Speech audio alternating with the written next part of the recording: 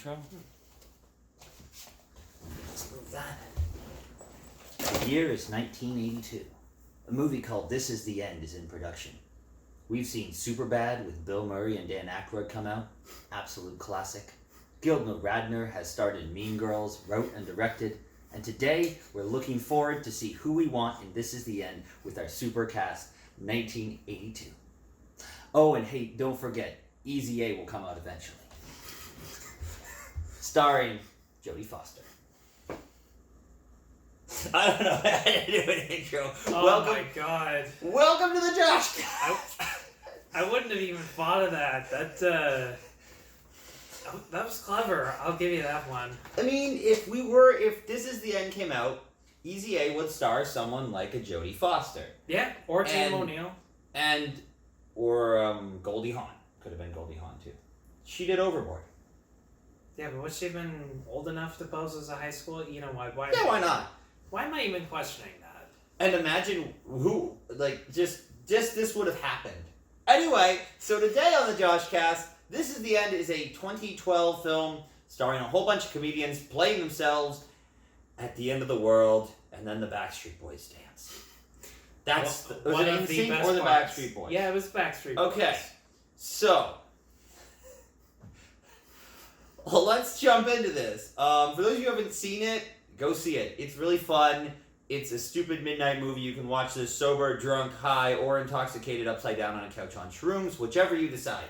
And it will still be hilarious. It's great. It's honestly just a great time. Yeah. So, we're going to recast the movie. We've got the 6 main roles. But let's just start off here. We're just going to start off. This will be our normal honorable mention. Who would you put as Michael Cera at the very beginning who gets swallowed by the earthquake? Okay, so I went with someone who is generally portrayed as a complete dweeb, but in This Is the End is unbelievably coked out of his mind and completely outspoken. Okay. And since half of our choices are going to be SNL alumni, because who else would we have went with? It's the 80s. It was a comedy renaissance. So I went with an actor who is one of the original SNL people, but he left after a year, and he is generally the likable doofus. I went with Chevy Chase as Michael Cera. That's fun. I went with Gene Wilder.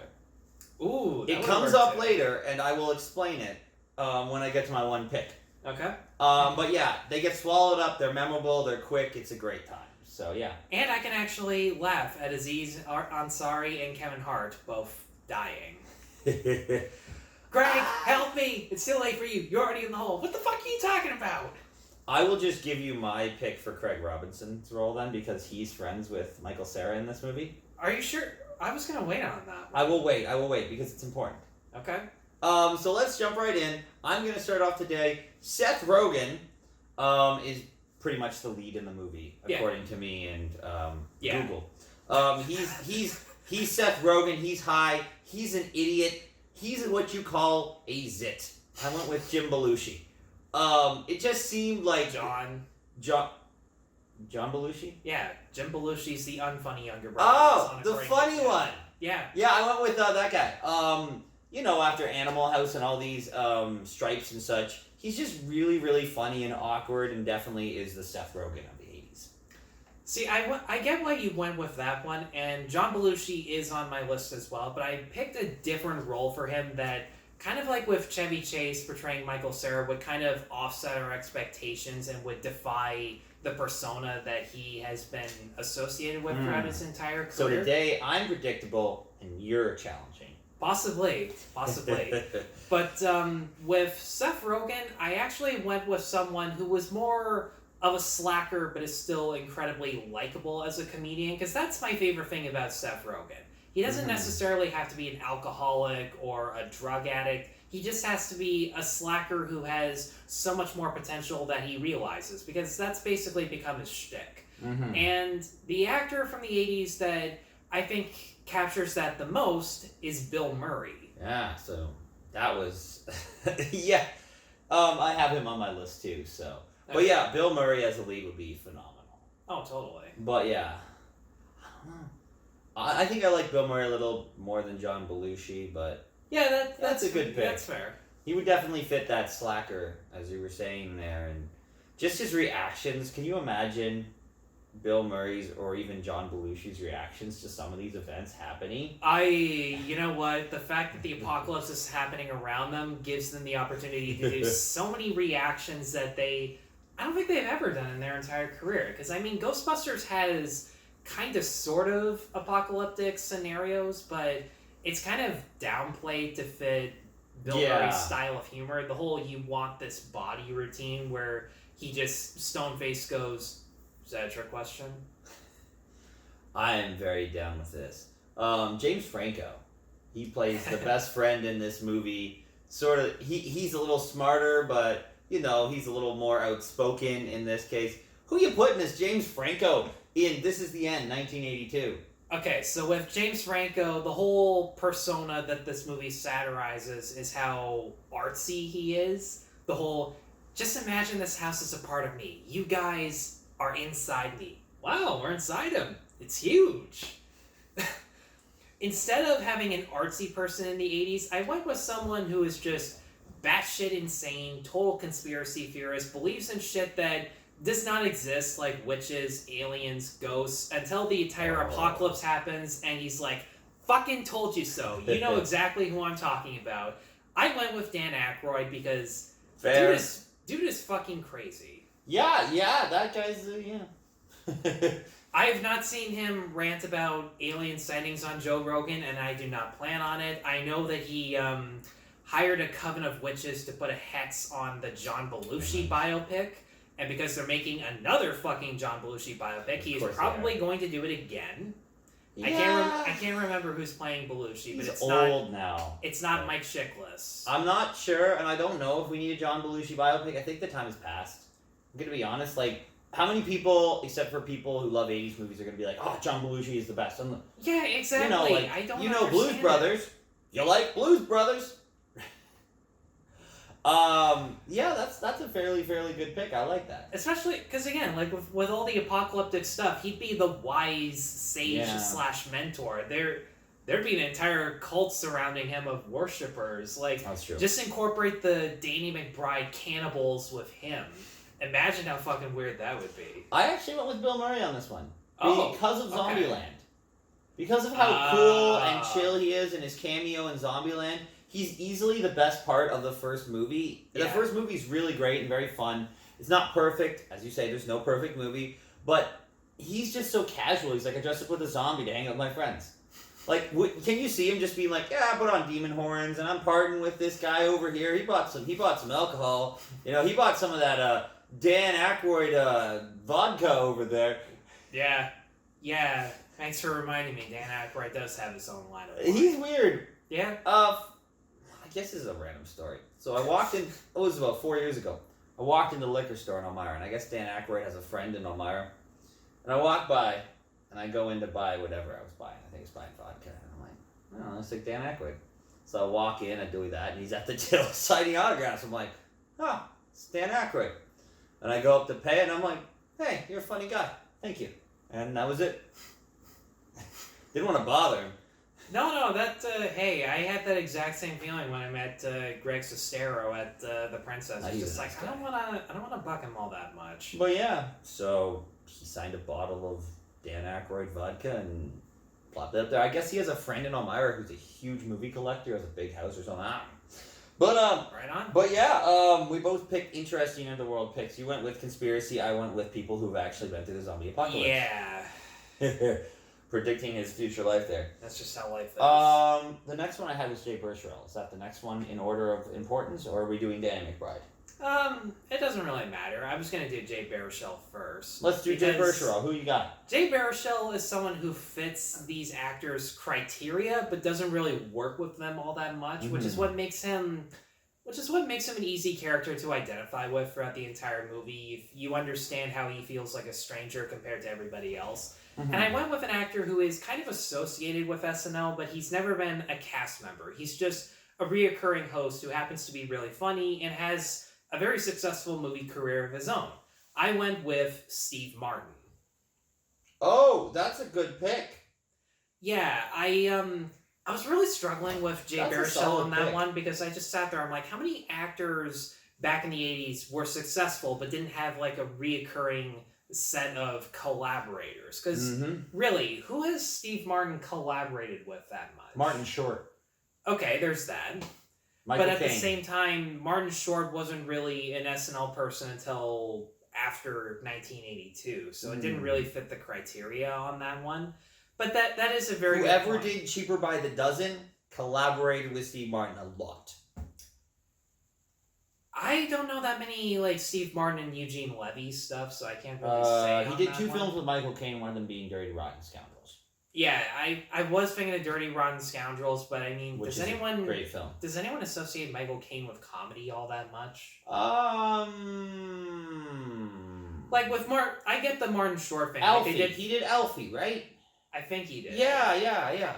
But yeah, like I know Steve Martin and Martin Short have like Father of the Bride, Three Amigos, Prince of Egypt. Who's the third guy in Three Amigos? Martin Short, Chevy Chase. Chevy Chase, that's the one. Yeah, so like the whole collaboration thing with Steve Martin, it kind of came later on than the time frame that we settled upon. So that's kind of the reason I went with him as a solo act compared to all these other guys who just bounce off of each other so well. And Yeah, fair enough. A reputation for bouncing off of each other so well. Yeah, that's a solid pick. I think Chevy Chase was, Steve Martin.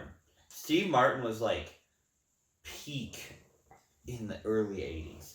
Yeah. Just like he was doing Roxanne, he was doing all these big movies and such, and he was a funny guy. Yeah. He was really funny. Don't get me wrong, like he still is. And there's 100%. other stuff, and he's done other stuff that's really cool. He has that I can't believe I'm saying this. He did that bluegrass act with the Steep Canyon Rangers. He is a bluegrass band. And he had that very talented. He had that really funny song, Atheists Don't Have No Songs. You're gonna have to send this to me. I hear this. You know what? I can play it on my phone on the car ride home from this. Play this for me. Totally. It is hilarious. Gotta hear this. Absolutely. But yes, that's a solid pick. I went with Gilda Radner because you sort of need that awkward loner, again, who's not really connected, but is known in the comedy world for being funny, who, again, and if you get Gene Wilder, you can get Gilda Radner. That's how this works. And she does like those weird like one-off bit parts in Blazing Saddles and all these sort of Mel Brooks movies. She does these one-off bit parts that sort of by herself, but it's hilarious. Yeah, and the fact that Gilda had her own one-woman show, Gilda, she definitely knows how to interact 100%. By herself on that one. And yeah, this would be her last role. So this would be her last role being probably at her funniest and peak. Because we definitely lost her too soon. She was funnier. She's probably the funniest female comedian that I would say has been around for the last 50 years. Really? Funnier than Lucille Ball, funnier than Joan Rivers, like just immensely gifted, very funny, physical, comedy, dirty, you name it, she can do it all. See, when I think of lady comedians at that era, I do only think of Joan Rivers or Jane Curtin, because she worked with Dan Aykroyd. Jane Curtin's funny. Because she worked with Dan Aykroyd a fair bit, and they Third did Rock from the Sun. Right, and they did the Weekend Update where she would bounce off of him, and then Dan Aykroyd would say that iconic line, "Jane, you ignorant slut."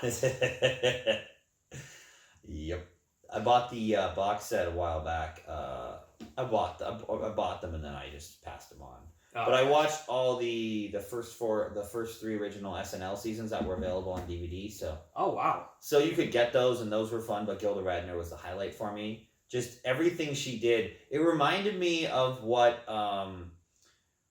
sort of Will Ferrell was doing to improvise comedy when he was on SNL in the '90s. Just like even like the cheerleader sketch. Just it was very Gilda Radner-y, you know, like. Just the way he portrayed himself, I can see that. Like he could be funny and very dry, like you see him in the other guys, but then he could be over the top, and he was definitely on a roll there for a while, but I'm going Gilda Radner. So, next up on the list, we have Danny Mcbride. Who would you put in for Danny McBride? I will say that this role of Danny McBride is sort of this unlikable, like awkward dude who you're like, we don't really like you. No. But you are here. And immediately I thought of Community, and then I thought of Chevy Chase, because he's there, and they don't really like him, but he's fucking hilarious. You know? Like, he's really funny, but we don't love him. And you put him in as a more interesting role there. I put him in as this unlikable role because that's sort of what he was. He had the Chevy Chase hour around that time that bombed, so he would accept this role because he needs money.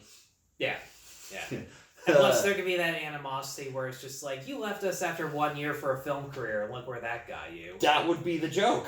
Yeah, so, Danny McBride is not someone that I find all that funny. I respect and admire just how creative he is and how many fields he's worked in.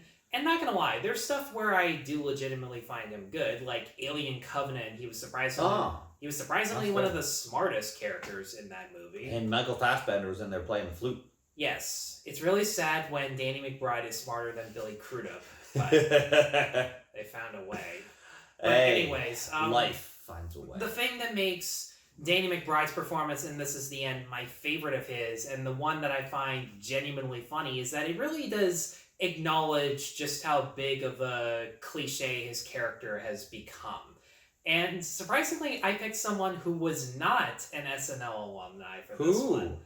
I went with someone who is generally the lovable doofus. But I wanted to take a flip side to that. Kind of like with what Jonah Hill did, where in all of his other movies, he's a complete doofus, where in This Is the End, he's just so wholesome and genuine. I did the flip side with that on Danny McBride, and I chose John Candy. I have him coming up later in the list, but yes. I can guess where that's going to be. But, Yep. Yeah. But that's great. John Candy hadn't quite done SCTV. That was a little later. He would have been just being discovered. This would have been his first role. Well, like in 1980, he had the Blues Brothers. And he had already worked with Aykroyd and Belushi on 1941, that Spielberg comedy that nobody remembers. I remember it because I sort of like it.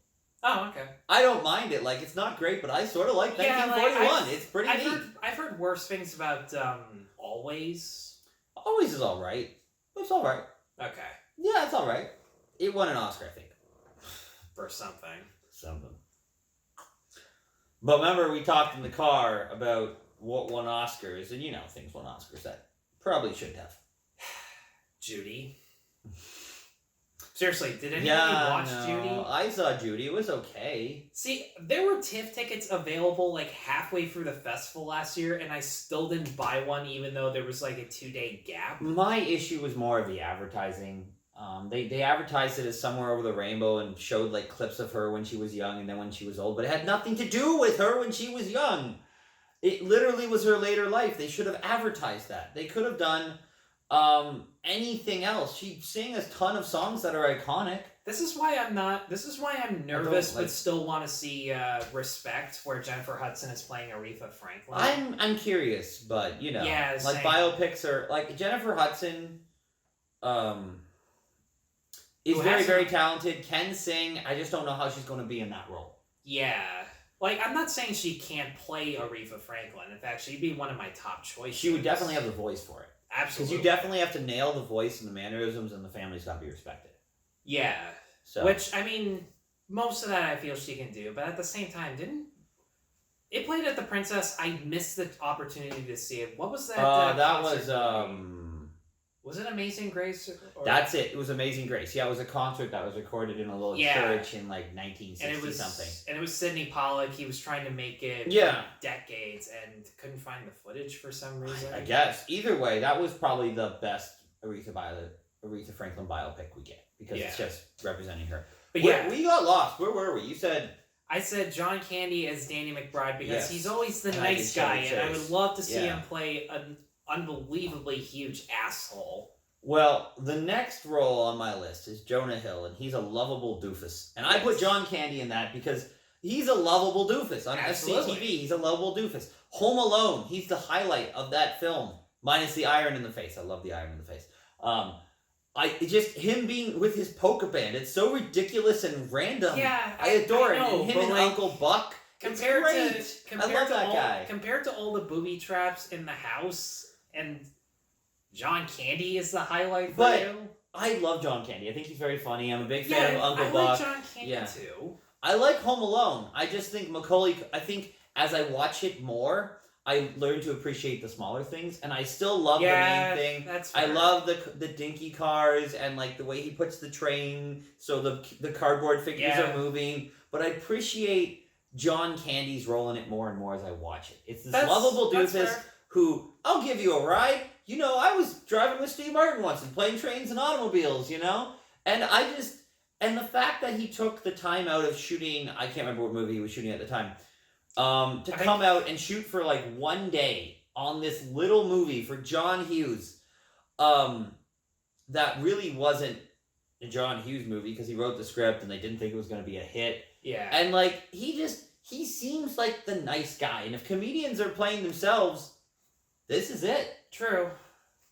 I forgot exactly. Oh, yeah. I think it was JFK that he was working on because he was the sleazy lawyer in that one. I could see that too. Yeah, which kind of factored into him possibly replacing Danny McBride in this one. Because dude had opportunities to play a sleazebag or a fast talker. In fact, I learned this during my Disney binge. Him, Steve Martin, and Eddie Murphy were potential candidates for the genie in Aladdin had it not been for Robin Williams.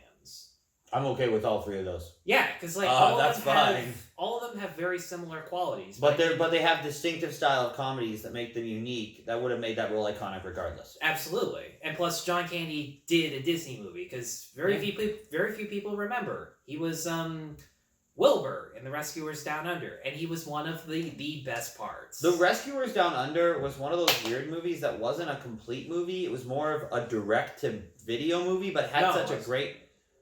It was only like an hour and 20 minutes. Yeah, but it was in theaters. Yeah, but it had such a weird cast. Bob Newhart. They're sort of the same.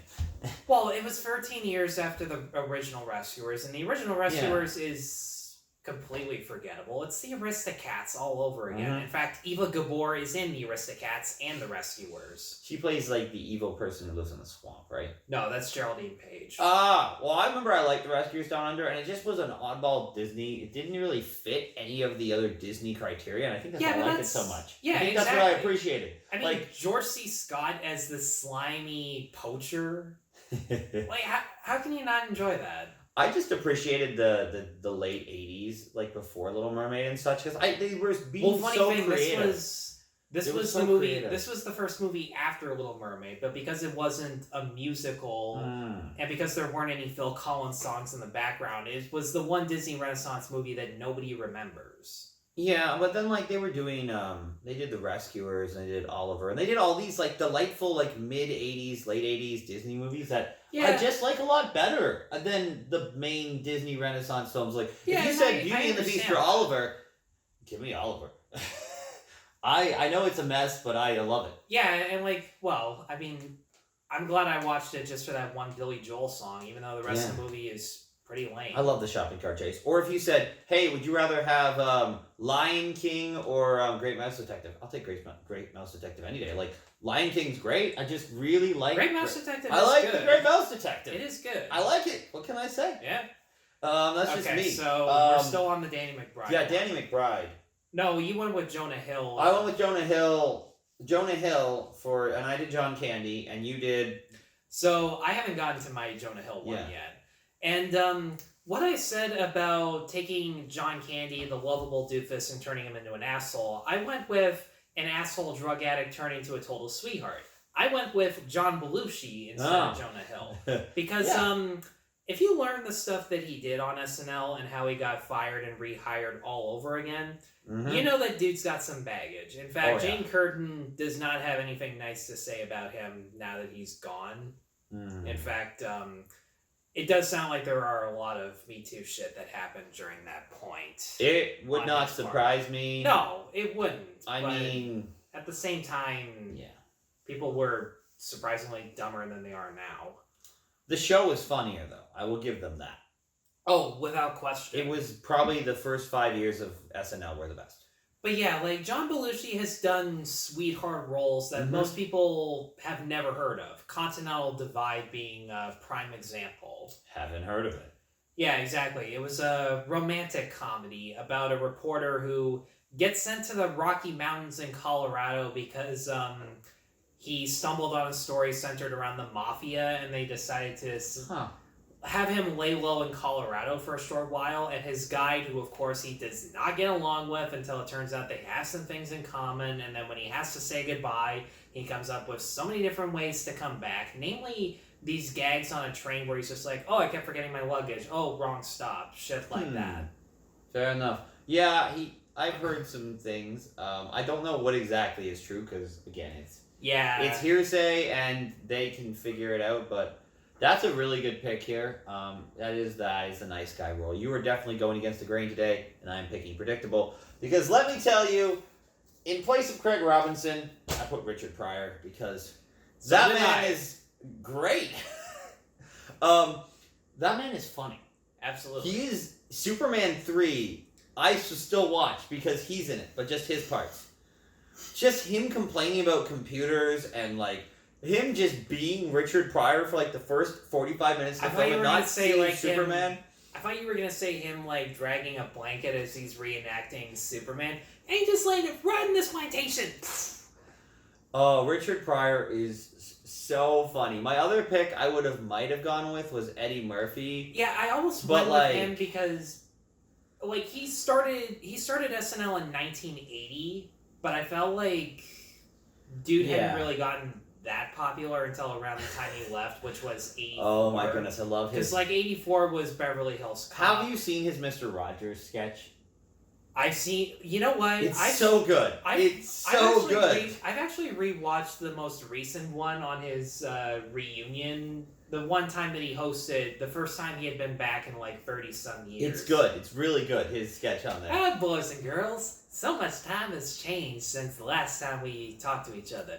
We've gone for something called gentrification. Can you say gentrification, boys and girls? It's like a magic trick. White people pay a lot of money, and then poof, all the black people are gone. But where did they go, boys and girls? Back where they came from, of course. Atlanta. And then my last pick, I thought Richard Roundtree of Shaft fame. Yeah. As a different role, but I just had to go with Richard Pryor because, and he's best friends with Gene Wilder. You're trying to get that buddy in there.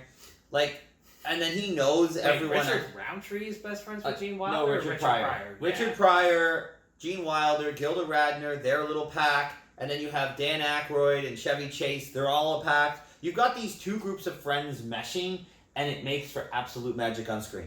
And I don't have to tell you how funny I think See No Evil, Hear No Evil is. He was coming off Silver Streak, which was really funny, minus the one unfortunate blackface scene with Gene Wilder there. That was not cool. That was awkward. That was the only way to get a train, apparently. They could have put him in a suitcase. There's, like, better things to do.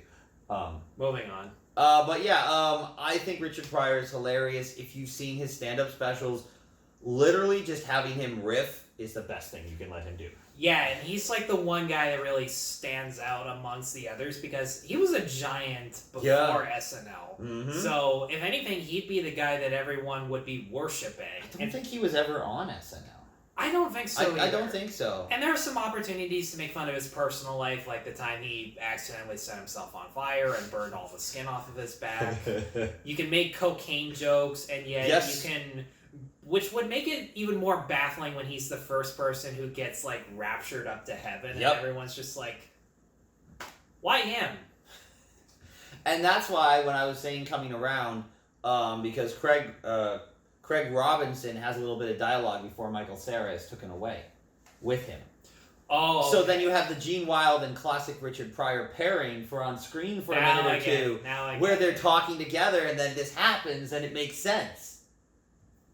You really are becoming predictable in this episode. Yes, I am predictable today. But hey, like, but my last pick, our next episode, oh my goodness, you will not expect my pick for Emma Watson's character, but you can say what you want to finish up about Richard Pryor here. No, I had everything I had to say. So who do you have in place of Emma Watson then?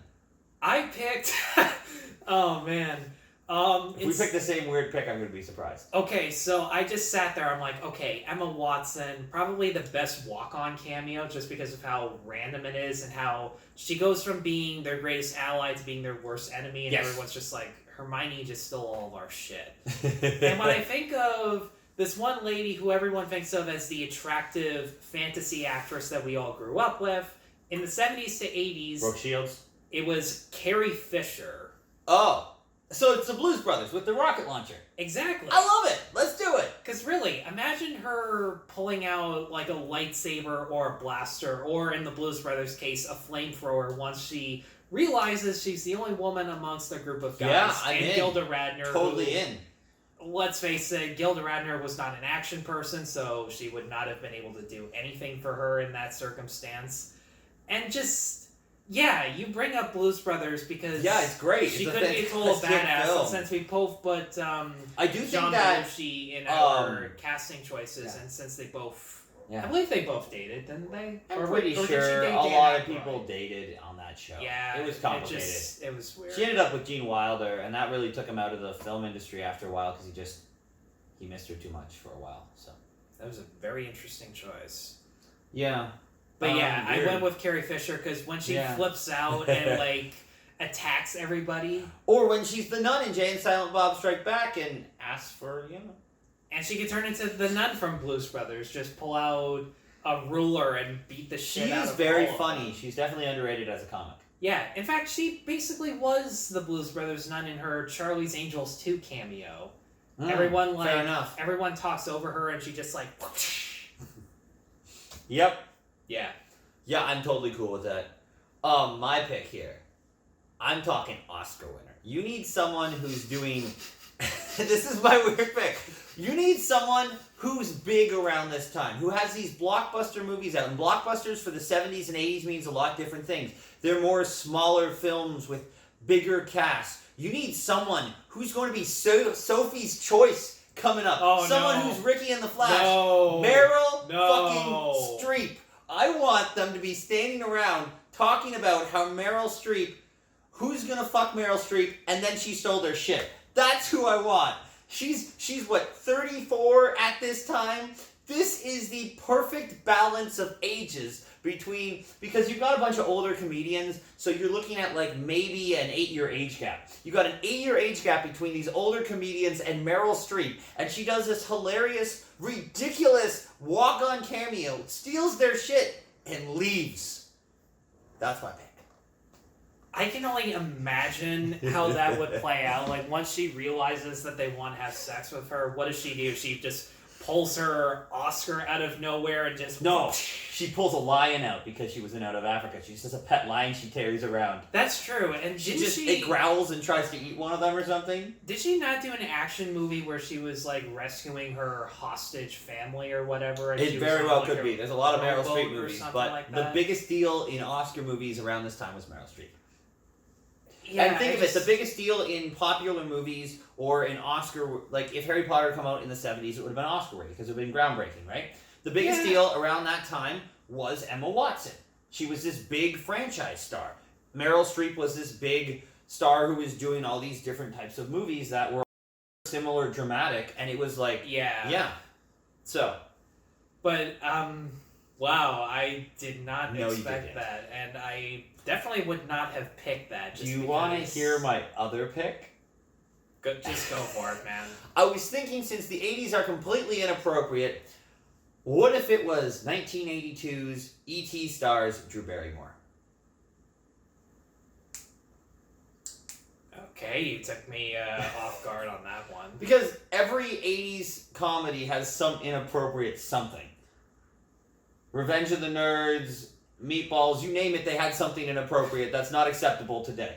Where does the kid come in on this one, though? You just have the kid play Emma Watson, and this is a weird, inappropriate scene, and no one takes note of it until now, which... Yeah, but I'm thinking of all the other little factors, like the fact that Drew Barrymore is just walking around, it's the end of the world, her parents are nowhere in wandering sight. around with a teddy bear, and they don't know who's going to take care of her. So there's already an incredibly tragic side to her, and then all of a sudden...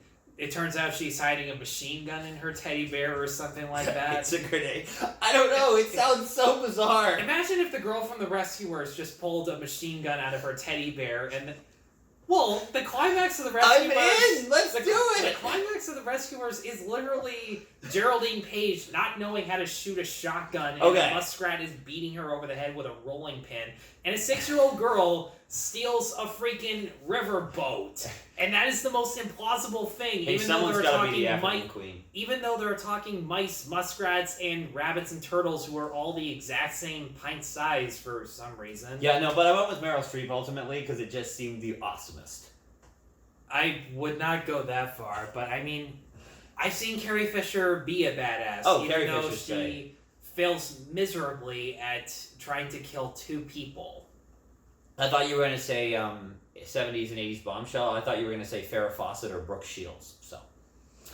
No, well, I didn't watch Charlie's Angels, so I wouldn't really know anything about Farrah Fawcett. And Brooke Shields, I know her for later stuff. I know her for kidnapping Mariska Hargitay's kid on SVU. That's and for whatever reason being Hannah Montana's dead mom in a dream sequence. Fair enough. So here's the last question. Yeah. The band that plays at the end. Who is the iconic band you put at the end? It's 1982. Who is there? Well, once they have all gotten the rapture and Yep. are in heaven, I would have the Blues Brothers sing "Everybody Needs Somebody." That's genius. Because that just ties into the overall themes of the movie so nicely. Because believe it or not, This Is the End does have themes about friendship and loyalty and making hard sacrifices. Well, I was thinking you need someone who's no longer relevant but was huge about 5 years ago. You Okay, know? there's that. 5 to 10 years ago, they were huge. They had those big tracks on the radio. Bee Gees, Night Fever. Night Fever, Night Fever. All grooving to Night Fever as they all raptured to heaven. That'd be a good choice too. Or, and I thought this would be fun, but it would never happen because it was right around John Lennon's death, a Beatles reunion where they sang Lady Madonna. But it would be too soon and too fresh in this era.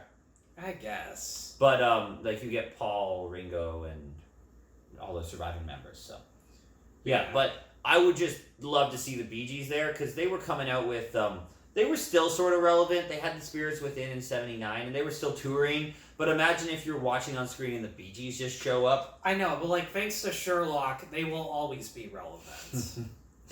And or Journey. Journey could have done it as well around that time, but it wouldn't have been as fun. Nah, probably not. Mm-hmm. But yeah, I mean, yeah, that does fit the Backstreet Boys one very nicely. Just some big mega pop group, right? Yeah, I kind of imagine the main characters singing about how happy they are now, and since they did have their own band, it would play in very nicely. Yeah, so that's pretty much our video today. We recast This Is the End in 1982.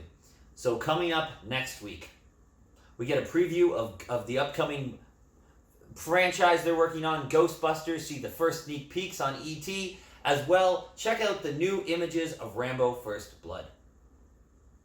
Tyler, you get to plug something. So, on my channel, Josh and I did a very, very awkward sum up of movies that I am going to see at 2020 TIFF through my iPad, Chromecasted on my bedroom TV, because I just could not go down to Toronto to see these movies for myself on the biggest screen possible because life just sucks right now. TIFF preview, check it out. So, be sure to check that out. Mm-hmm. And be sure to check out the other video on Josh's channel where we will be talking about 6 of our favorite movie posters to hang on the wall. Tomorrow, yes. And in my case, I've hung half of my posters on. I've hung 1. Oh. Maybe 2. 2. I think I've hung 2. Yeah. Yeah, I've hung 2. But yeah, that's it for the Josh cast. Keep it 80s, I guess. I don't know. You say something awesome, Tyler. Okay. Let me think of a great quote here. Oh, I just realized we should have put Rodney Dangerfield in there somewhere. They would have put him in somewhere. He would have been one of the guys who died in the hole or something like that.